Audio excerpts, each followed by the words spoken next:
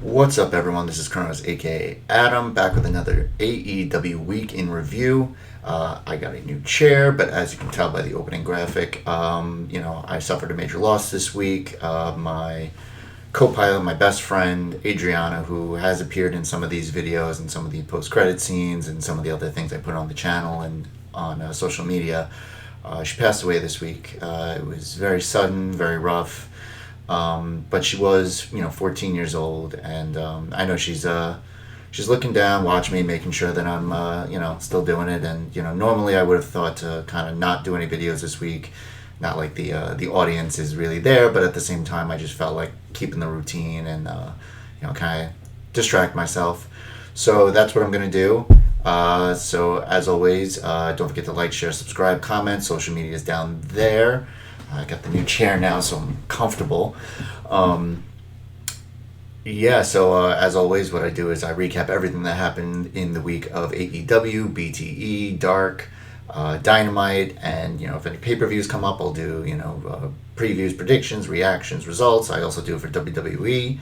So I'm going to be doing that as well. Obviously, Clash of Champions is Sunday, so I'm going to do that. So we're just going to jump right into it because I do have a few videos to get to and I want to kind of just keep myself going. So we start with BTE this week, and we have entitled Sue, because Sue is basically just taking over AEW. She is probably the hottest thing there is. They need to sign her. She needs to have one of those graphics that says Sue is all elite. So we got the Bucks outside Daly's place with Cutler. The Bucks don't want to talk about anything. They have nothing for Dynamite this week. They said they're not even booked or anything like that. Silver and Reynolds are doing impressions. Silver is doing a De Niro, and Reynolds is way off on who he thinks it is. Britt walks by and they try to recruit her. Based on their professions, they think that she's a baker because of her last name. They're like, your name's not Britt Dentist. So it's pretty funny as always. Cutler's outside Tony Khan's office. He thinks some of the money that Matt threw in there on the last episode of BT got caught in the in the rafter part.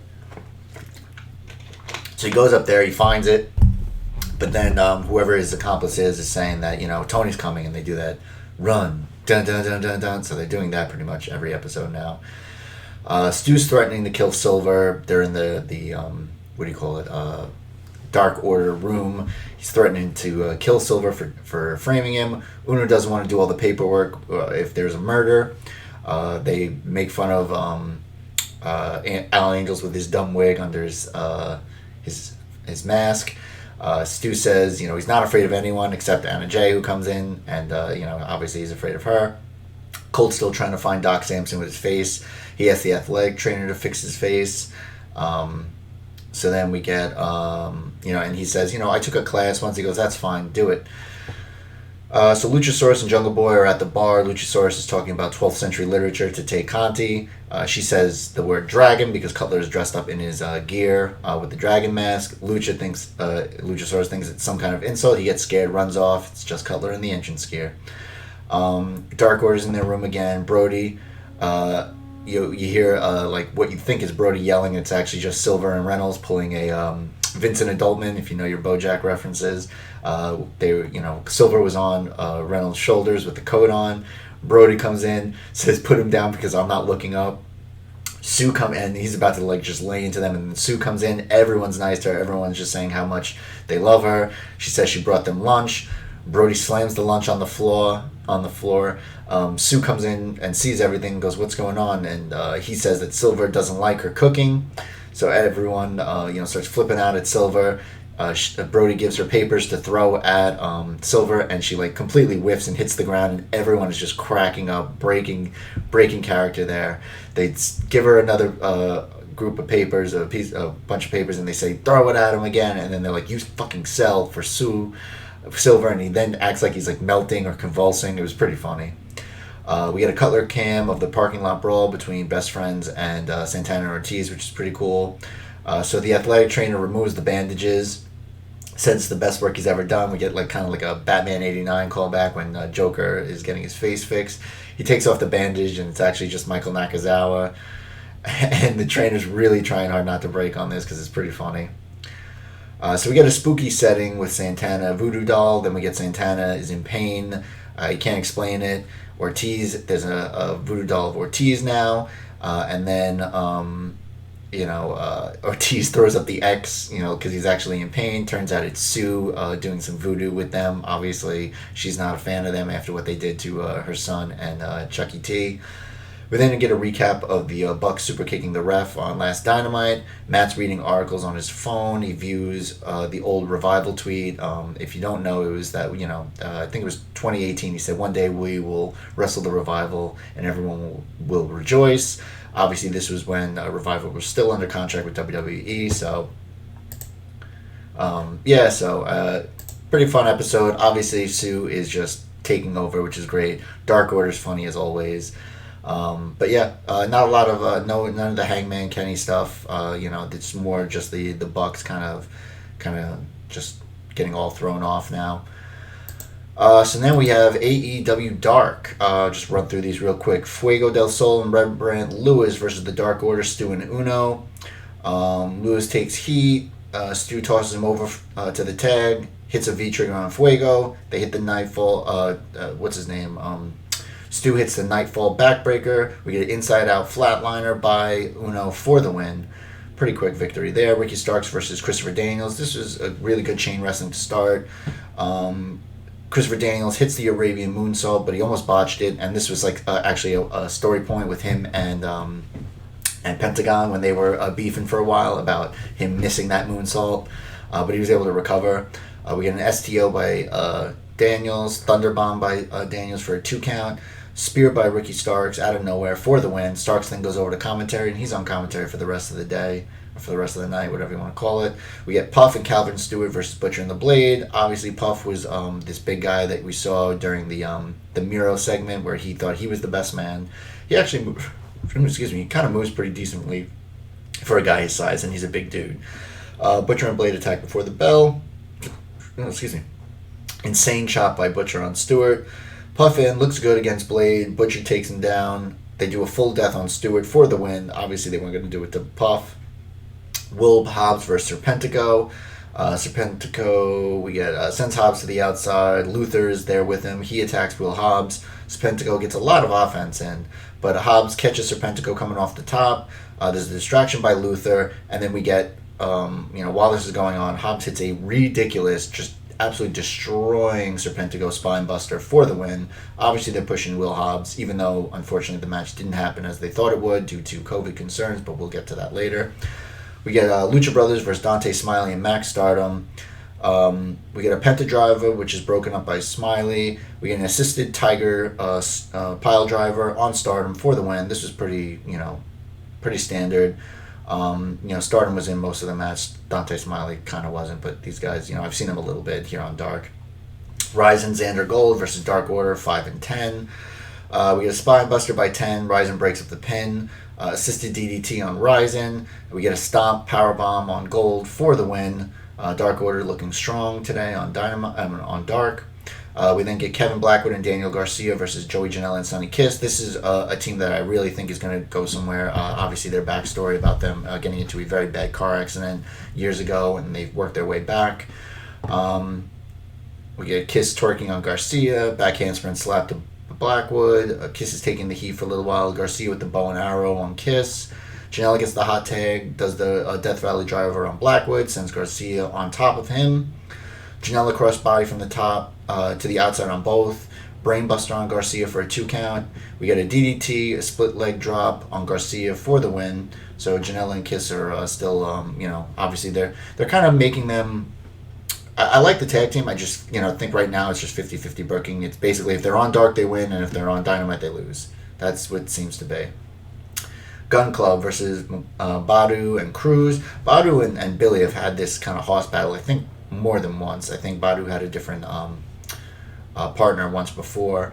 So we get Austin taking the heat. Eventually, Billy hits the famous on Cruz for the win. We get Kylan King versus the recently signed Serena Deeb off for a fantastic match with Thunder Rosa a couple weeks ago on Dynamite. Deeb is just very technically sound. She's very good. She does this kind of Rings of Saturn variation. Then she gets guillotined on the top rope. King with the double knees in the corner for a 2 count. We get a hangman's neck breaker by Deeb on the middle rope. And then does what she calls the Serenity Lock for the win on Kylan King. I also like Kylan King. Also, I think she's got some good moves, good size. And so right now they don't know if she's kind of face or heel. It depends on who she's facing. Usually I see her on the face side, though, when the wrestlers are down at ringside.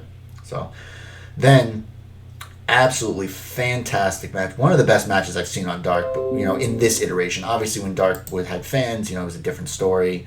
Obviously there was like a unsanctioned match. I think it was Janelle and Kenny Omega. That's a different story. But in this iteration, I think this is one of the best matches. Lee Johnson versus Ben Carter, who I think is the second match here in AEW. Quick chain wrestling looks great. A lot of show of respect between the two. Carter flatliner, Lee into the middle turnbuckle. Carter with the STF, Lee to the ropes. Avalanche suplex by Carter, roll through Lee, counters with a small package. Double pump kick. The crowd is fired up. They just knock each other down. We get a blue thunder bomb by Lee. Looked great for a 2 count. Carter misses a moonsault, lands on his feet. Lee hits the tope con hero. Carter then hits his own right after that. Carter misses a Phoenix splash. Lee with the Death Valley driver for a 2 count. Avalanche Spanish fly super kick by Carter for a 2 count. Carter right up from the top, goes for a frog splash and gets the win. It was actually a really great thing on social media. Carter posted of his sister in England watching the match, and I guess apparently she was told beforehand that she loses the match. So when Carter actually gets the 3 count, she's just like going crazy, which I thought was really cute, really nice. She was just like, "You should have told me," but she was so happy about it. So that was really nice. But Ben Carter has, we'll talk about it later. He really has some really great moves. I mean, the two of them, him and Lee Johnson. I've been saying Lee Johnson from the beginning is just awesome. Eddie Kingston versus Brian Pillman Jr. for the main event. Kingston trying to punk Pillman. Kingston with the attack on the outside, slapping the shit out of Pillman. Pillman with a crucifix, countered with a Samoan drop. Pillman hits a super kick and then a diving drop kick through the ropes. Penta driver by Pillman for a 2 count, but eventually Eddie Kingston hits the spinning back fist for the win. So there is your Dark. And then we got a special late night Dynamite, which actually happened on Tuesday after Inside the NBA. So I will go through that really quick. Jericho was on commentary for this. So the first match was Ben Carter versus Scorpio Sky. I think I actually like this because this was trying to get some of those NBA fans who might not be huge wrestling fans but know of wrestling. Maybe get some lap fans like, oh, here, let's check it out. It's only an hour long. Maybe we'll check out a match or two. You get Chris Jericho on commentary. He's obviously recognizable to the majority of wrestling fans. So absolute banger of a match. Ben Carter versus Scorpio Sky. Once again, great chain wrestling to start. Carter's just so fast. Sky has the best leg sweep in the business. He's just so good with it. He hits a knockout punch, an acai flip with a reverse DDT by Carter for a 2 count. That looked really smooth. Carter hits a running shooting star press for a 2 count. Back flip to the outside, misses by Carter, catches a boot to the face. Carter hits the tope con hero, goes for the frog splash, only gets a 2 count. He misses the Phoenix Splash. Sky with the hanging neck breaker for a 2 count. Fisherman Buster by Sky for a 2 count. Eventually hits the TKO for the win. Took Sky to his limit, and he shows it in his body, his mannerisms. Great show of respect after the match between the two of them. But like I said, Ben Carter is really going to go far. He's so good. He's so fast, technically sound, and just he fires up the crowd. The crowd loves him. He's got the look. I expect very big things for him. So we got a recap of Mox and Archer and the 6-man tag, which unfortunately does not happen. We'll get to that. Anna Jay versus Brandy. This is the kind of grudge match after Anna Jay choked out Brandy the night that Cody lost the TNT title and got his ass kicked. No Nightmare Family, no figures, no nothing. Brandy looks like she's going to be all business here. She does her spear to start, then a DDT on the apron. She's got that surgically repaired collarbone, so that's like the bionic spear they call it. Anna with the choke. Brandy sits down to counter into a pin for a 2 count, back scratch, and then a kind of like a variation Del Rio stomp by Anna Jay on Brandy. Brandy hits a sling blade. Actually, I like her sling blade a lot. Uno and Stu come down. They distract. Eventually, Anna hits a heel kick and then does the Queen Slayer, which is the rear naked choke, for the win. So this was the right move here. Obviously, you want to keep this going. You don't want to have this blow-off match here on Late Night Dynamite and not really enough of a build. But it continues the beef with Dark Order and the Nightmare Family. So we get a backstage interview with Sky. He's giving Carter props. Wants to go for that TNT title. He's not forgetting anything about it. Matt Sydal crashes the interview. They actually have a pretty good relationship, Sydal and Sky, talking about going out for drinks, when you win. So then we get Brody Lee, Orange Cassidy vignette for their match. We get Matt Sydal versus Sean Spears. Sydal is giving up a lot of size, but using his speed. Spears sweep on the apron. Sydal leg lariat for a 2 count. We get a standing Rana from the middle rope by Sydal. Standing tornado by Sydal for a 2 count. Rana attempt countered to a sit out spinebuster by Spears for a 2 count. Spears hits the Ushigoroshi. Sydal wipes the turnbuckle, does the Meteora. That is actually good long-term storytelling, obviously, from BTE to what happened at All Out when he slipped on the turnbuckle. So I do appreciate that. So he hits the Meteora only for a 2 count. Running drop kick to Spears, seated on the outside. He's in a chair. Tully loads the glove while the ref is concerned with Sydal. Spears hits him with the loaded glove, then goes for the C4 for the win. Spears goes for a post-match attack, but Sky chases him off, so I don't know if this is going to be some kind of Spears-Sky kind of beef. So that is Late Night Dynamite. And then we go to regular Dynamite, and this was actually, unfortunately, the day Adriana passed away, so I tried to be as descriptive as I could. I tried to kind of just distract myself because it happened in the morning. If I miss anything here, I apologize, obviously, but feel free to let me know in the comments because nobody does. So we get a tribute to Animal as well, who passed away. Road Warrior Animal. It was fitting, my animal, this animal. So they're out there together. So we get Kip Sabian comes out right away. So we're gonna get our first look, the in-ring debut of Miro. So he comes out, he introduces Miro. I love Miro's shirt, looks really cool, looks like a comic book cover. Janela has a pre-match promo, on the Tron. He's making fun of Kip for having to marry Penelope. He's like, I've been down that road, don't do it. Get a back handspring slap to Kip by Kiss. Miro in swinging Uranagi on Janela. Archer came in contact. Then we find out that Lance Archer had come into contact with someone with COVID, which is why Mox will face Kingston tonight for the championship as opposed to getting the 6-man tag. Kip is wearing down Kiss. JR says Janela Penelope is dirt sheet material, which I thought was funny. Miro distracted Aubrey, so she didn't see the Janela tag. Miro no-sells a Janela elbow, low bridges, sent out of the ring. And then he's selling a left leg injury. There's some rumors here that he might have actually hurt his leg. I'm not sure yet. Miro no-sells Janela elbow. Oh, no, I already said that. Kip backdrop by Miro, but Janela caught him in midair on the outside. It got a little sloppy toward the end. Janela does a super kick to Kip. We get a pop-up into a lung blower on Kiss. Janela breaks the pin. We then get a matcha kick and then a camel clutch on Kiss for the win. There was actually a really cool angle that AEW put on their social media on I think Instagram, where you see the from the top of Miro doing the matcha kick. By the way, I'm wrapping my Crypto the Super Dog in honor of Dre, my girl. Alright, so we get Kingston out as Miro and Kip are leaving. He goes, leave the hard cam on. He was never eliminated, which is why he's getting the shot tonight. Mox sold out and went to the land of sports entertainers. He calls out Mox, who comes to the ring. They go nose to nose. The refs break it up because they obviously want this to be the main event. We then get Paige versus Uno. Kenny's out on commentary again. They're asking to be removed from the tag. He's asking to be removed from the tag team rankings. Apparently, this was another one where they were offered a tag team match with Dark Order. He refused, so it became a one-on-one. Kenny confirms he's back to solo. Cole out with the Dark Order.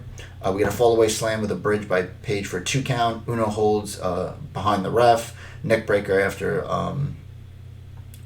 holds behind ref. neckbreaker after leg held by Knox. Hangman with the moonsault and sent into the barricade, all during picture-in-picture. Kenny wonders if he should go over the help page with the numbers, but doesn't. Uno sends them all back, though. He wants to do this on his own, apparently. Uno dropped on the apron. Another fall away, a standing shooting star press, or running shooting star press by Hangman for a 2 count. Uno hits the pump kick and then a top rope senton for a 2 count. Shooting star, Uno gets the knees up. Page with the pop-up powerbomb for a 2 count. Eventually hits the buckshot lariat for the win. Kenny does the same thing where he leaves. This time it didn't seem like Page was as concerned with trying to get Kenny's attention. So I guess maybe he's kind of learning his lesson there. Tony interview with Matt Jackson. Tony flinches when the door opens. Matt says they have been acting weird and should never have done what they did. They've lost a lot lately. They don't want to talk about FTR. Apparently Nick wasn't there tonight. I don't know if that was because of for COVID reasons or just didn't want him on TV. Matt doesn't like the questions and goes, let me see your phone. Smashes his phone. He tosses Tony some cash and then he leaves. We didn't get the TNT title match. Brody Lee versus Orange Cassidy. Cassidy messes with Silver. Anna Jay gets the sunglasses, goes for the pockets, sweet shin music until Lee punches him. Dark Order catch Cassidy on a dive. Lee does his own and takes out everybody. Dark Order attack, but the ref is turned. We get Silver shoved into the barricade and told to get the belt by Brody Lee. Lee with the black hole slam for a 2 count. Lee is in control all during picture-in-picture. Cassidy does a slingshot into the middle rope. Half and half suplex spikes Cassidy 2 times. Cassidy keeps hitting the floor when Lee attempts the discus lariat. Cassidy with 2 suicide dives. Lee blocks the tilt-a-whirl DDT, but Cassidy turns it into a stun dog millionaire. Cassidy hits the diving DDT. He hits 2 PKs. Lee gets fired up. Cassidy finally hits the tilt-a-whirl DDT, and then the air raid crash for a 2 count. Silver sent to take an orange punch. Lee hits a powerbomb, discus lariat for the win.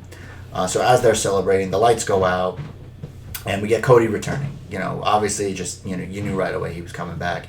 But this time he's got black hair now, so we're kind of wondering what kind of change will that be. He takes out the entire Dark Order, figure 4 on 5. Backstage, Lee grabs the mic, says Cody has 1 week to answer his challenge. Basically talks about Brandy saying his wife is posting thirst traps, calling him daddy. He tells Silver to give him this dog collar and about putting it around his neck. So I'm guessing we're going to get some kind of dog collar match. So we'll see what happens there. Hardy's out with Private Party. He knows who attacked him. Jericho is his main suspect. He talks about last week's match. You'll always, talk about last week's match. He said, you'll always be an asshole. Jericho out with the Inner Circle with no Sammy. Happy birthday, Matt. But who gives a shit? So I thought it was pretty funny. Sammy is out because of him, but he's back now. And then he comes back out. So now the Inner Circle is full force. He said, Jericho says people tune in because they know what a son of a bitch he is. And if he would do it face to face. Matt starts getting fired up. Mark Quinn says to calm him down. He calls out Jericho. But then Cassidy stops him and says, listen, you tried to injure me last week. How about we go one-on-one next week? So I just, it's kind of funny. It sounds similar to other the whole situation about how, what if I beat you? Very similar to what the Orange Cassidy situation is. I like that Jericho's putting over young talent. I just don't want it to be, I want it to be fresh as to why, So Tony's in the ring with FTR and Tully. This was a very little weird. Tully says little title matches on TV will only be 20 minutes and they get to pick their opponents. I'm okay if they mean that just television matches are 20, whereas pay-per-view matches will be 60, unless he means all pay-per-view. I just wasn't sure about this. Next week they'll face SCU. If SCU doesn't win, then FTR get the checks. I mean, obviously, unless they mean unless SCU win it, no matter what happens, whether it's a double count out or something like that, they'll get the money anyway. It was very weird. Best Friends music hits.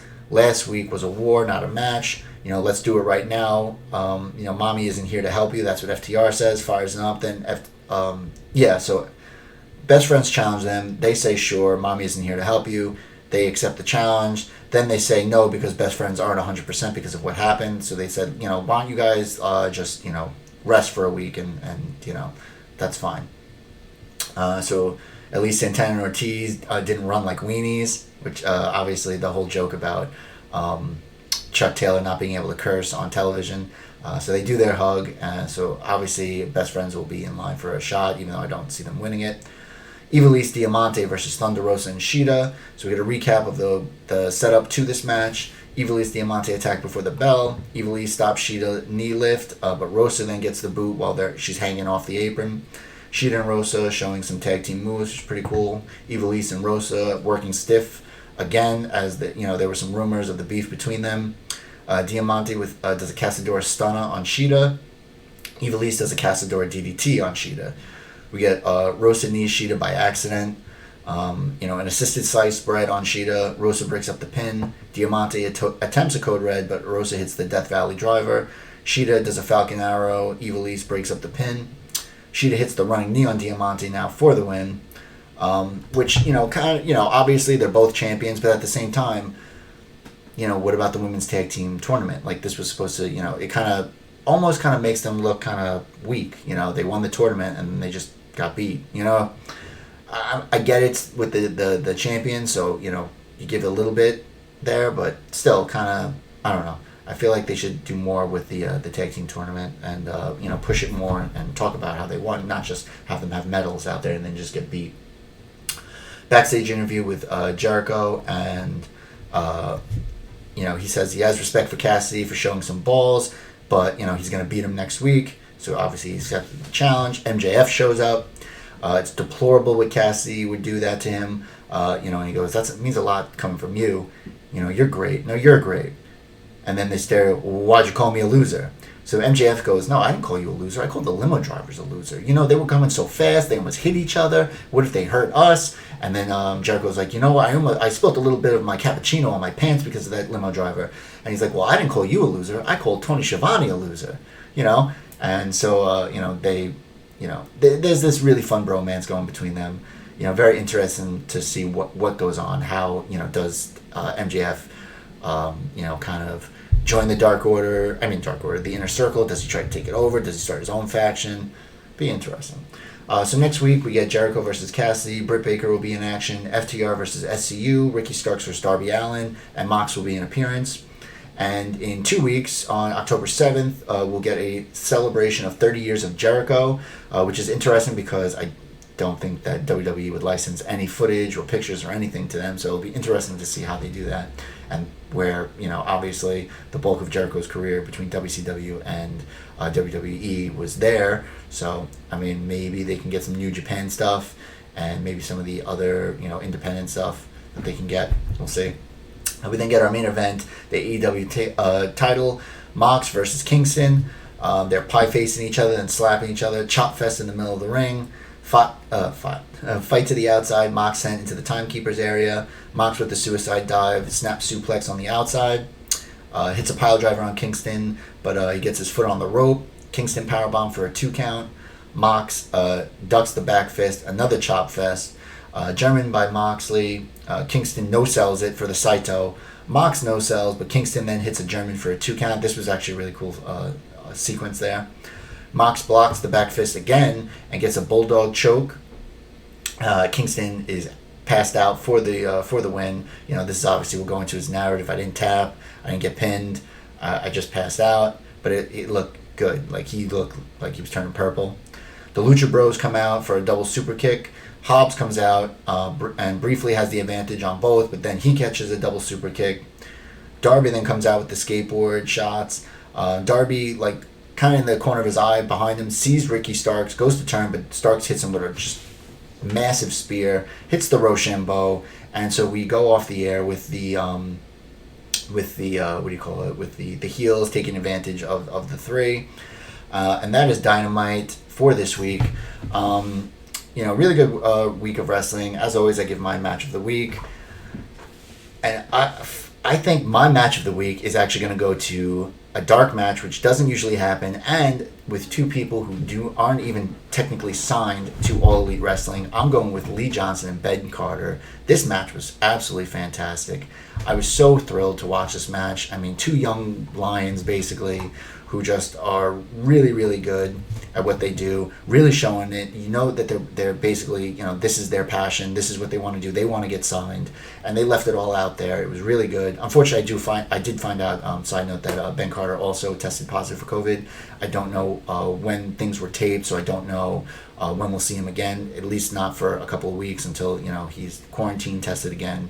You know, unfortunately, there were some outbreaks here, but, you know, obviously AEW has been very forthcoming with everything and is, you know, hardcore with the testing as they can, or as they choose to be, but just been very good. But yeah, this match was great. Fantastic finish. Ben Carter got the win, but Lee Johnson has taken nothing in this loss. I mean, obviously he hasn't won a single match since he started, but I really enjoyed this match. So yeah, so as always, don't forget to like, share, subscribe, comment. Social media is down there. Big ups to my girl Adriana. You know, I miss her. So, you know, if you have pets out there, cherish them, love them, adopt. If you're going to get a pet, especially during quarantine and during this lockdown, the virus, you know, this is, you know, a great time to adopt a pet. You know, so many animals out there need love. Don't buy, adopt. They're the ones that really need the love and attention. So as always, be safe, love each other, and bye now.